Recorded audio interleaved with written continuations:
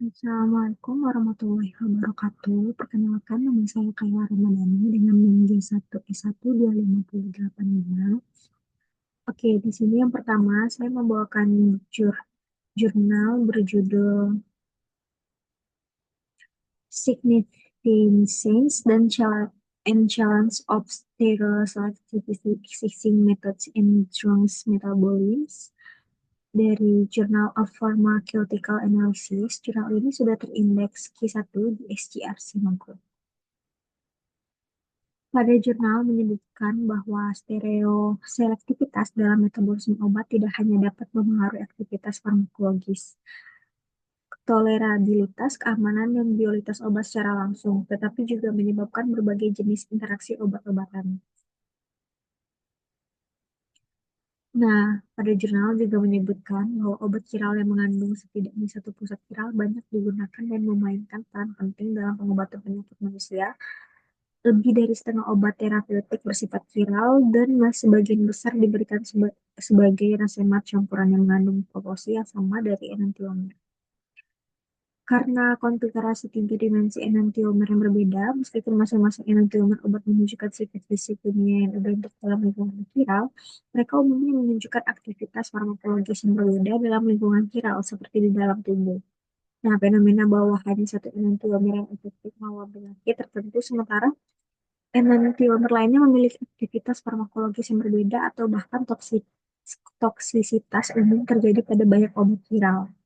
Misalnya pada ibuprofen dapat memodulasi dan berpotensi mengobati gejala penyakit Alzheimer.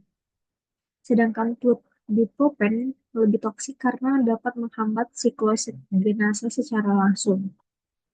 Dalam hal ini, banyak orang yang meragukan bahwa pentingnya penilaian stereoselektivitas dengan metabolisme obat terbatas dan akan terus menurun. Namun, sangat penting untuk menilai stereoselektivitas dalam metabolisme obat sebelum kita memutuskan untuk menggunakan obat enantiomer tunggal atau resemen. Nah, jadi dari jurnal tersebut, saya mengambil permasalahan tentang bagaimana stereoaktivitas dalam metabolisme obat memengaruhi perbedaan aktivitas farmakologis, toksisitas, dan eliminasi antara enantiomer. Di sini saya mengangkat jurnal berjudulkan Enantiomer Selectivity in Drug Pharmacokinetics dan Toxicity, Pharmacological Relevances and Analytical Methods dari Molecules. Jurnal ini sudah terindeks V1 juga di SDRC Maghreb. Oke, pada jurnal ini menyebutkan bahwa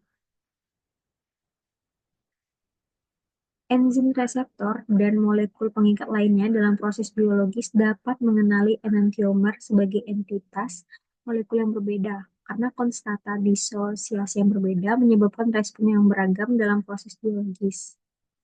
Nah, enantiosensitivitas dapat diamati dalam farmakodinamika obat dan dalam farmakokinetik, terutama dalam profil metabolik dan mekanisme toksitas.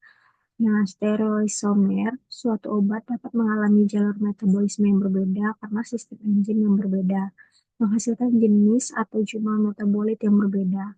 Konfigurasi enantiomer dapat menyebabkan efek yang tidak terduga terkait dengan perubahan seperti inversi searah atau dua arah yang dapat terjadi selama proses farmakokinetik.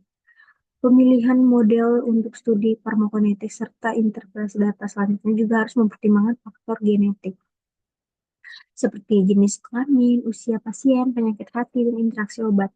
Oleh karena itu, farmakokinetik dan toksisitas trasembak atau obat murni enantiomerik tidak sama dan perlu dipelajari. Metode analitik enantioselektif sangat penting untuk memantau peristiwa farmakokinetik dan untuk memperoleh data akurat guna memahami parameter stereokimia dalam farmakokinetik dan toksisitas dengan lebih baik.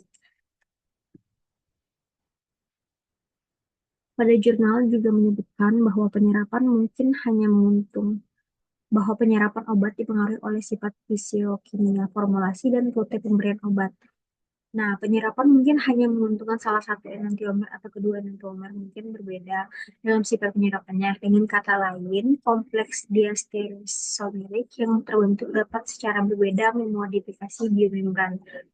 Akibatnya yang menyebabkan perbedaan permeabilitas. Nah, enantioselektivitas tidak diharapkan selama penyiapan pasif enantiomer, namun hal itu dapat terjadi ketika proses mediasi oleh transportasi terlibat.